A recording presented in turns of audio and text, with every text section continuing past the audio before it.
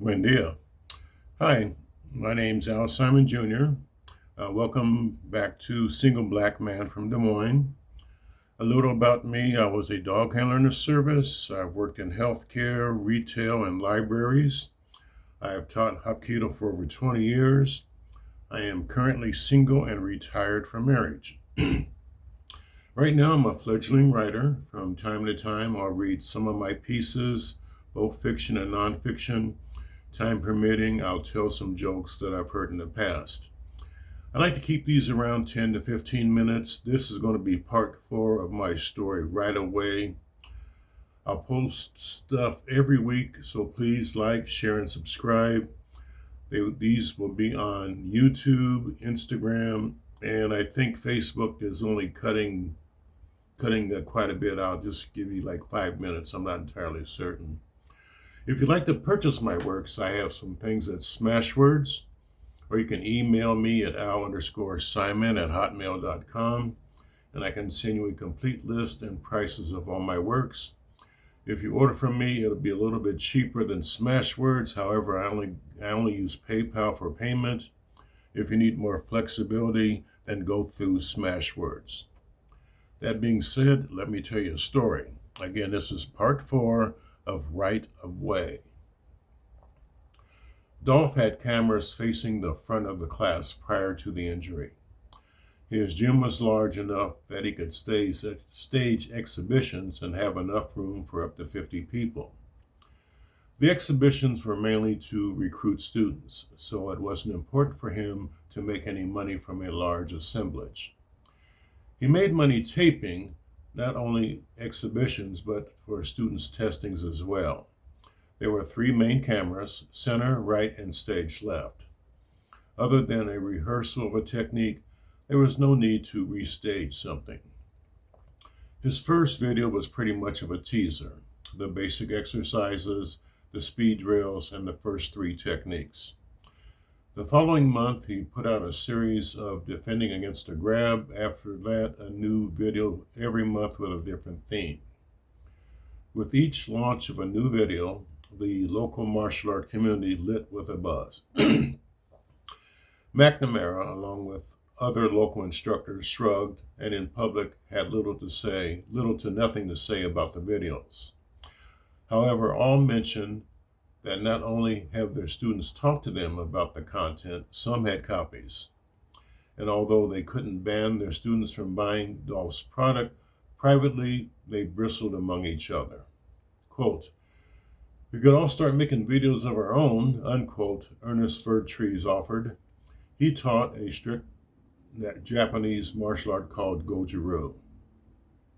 "It might come to that," McNamara said, "but every one we make will be compared to Dolph's. It might behoove us to wait a bit." Even as McNamara said this, a germ of an idea was percolating. Taking the diary is one thing, if Dolph were to disappear. He waited until after he had a testing. There was usually pizza afterwards, and when the party dispersed, it was black belts only having drinks with their master. Throughout the evening, he glanced about the room to see if Wheeler was still present.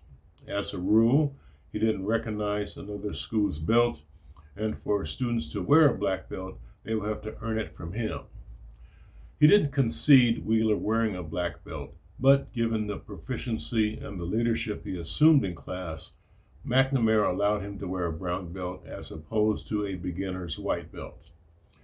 The stipulation being Wheeler would learn all the required techniques and test within 6 months. That was what gave Wheeler a pass to the after hours. It was getting late, and as some were beginning to depart, McNamara went up to Wheeler. "I see that you're not much of a drinker." Wheeler allowed an embarrassed smile. He walked on eggs around McNamara and didn't want to raise his ire. "I'll have a beer every now and then just to be social." "Whoa, slow down, soldier." McNamara clapped him on his shoulder. "It's no sin. Say," and his tone brightened, "I've got some herbal tea from a former student who's now in China. Supposed to put some lead in your pencil.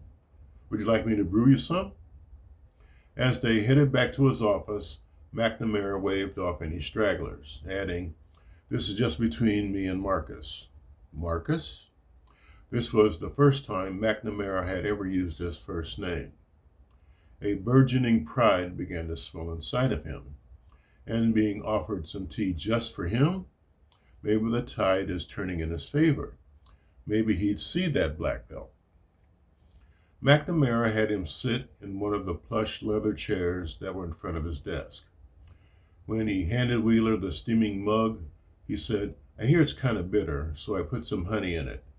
That'll take down some of the bite." Wheeler took a sip. He'd never been in the military, so he knew some of these Asian concoctions were out of his comfort zone.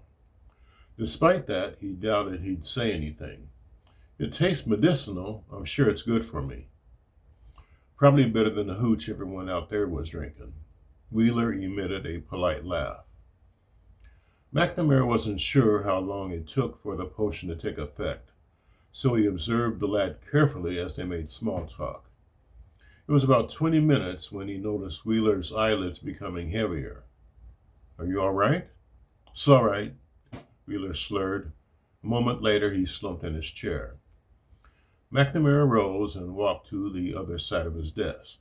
He raised and dropped an arm. Wheeler remained undisturbed. He leaned closer and began to whisper into Wheeler's ear. It was another half hour when Wheeler sat erect in his chair. "Did I drop off?" "For a bit." "I feel a bit groggy. I think I better go." "Not a problem. I have something I need to do." Okay, I'm going to stop right here with that story. Got a little joke for you. What did the midget say to the people in the nudist colony? "Gee, your hair smells terrific." Okay, I'm just going to call it a day. And again, please like, share, and subscribe. If you want to listen to this story, these are on YouTube, Instagram, and partial is on Facebook. If you'd like to purchase my works, I have some things at Smashwords, or email me at al_simon@hotmail.com, and I'll send you a complete list and prices of all my works. Thanks for tuning in. Get Al out of the ghetto, and I'll close with this. You load 16 tons. What do you get? Another day older and deeper in debt. St. Peter, don't you call me, 'cause I can't go. I owe my soul to the company store. Thanks for tuning in.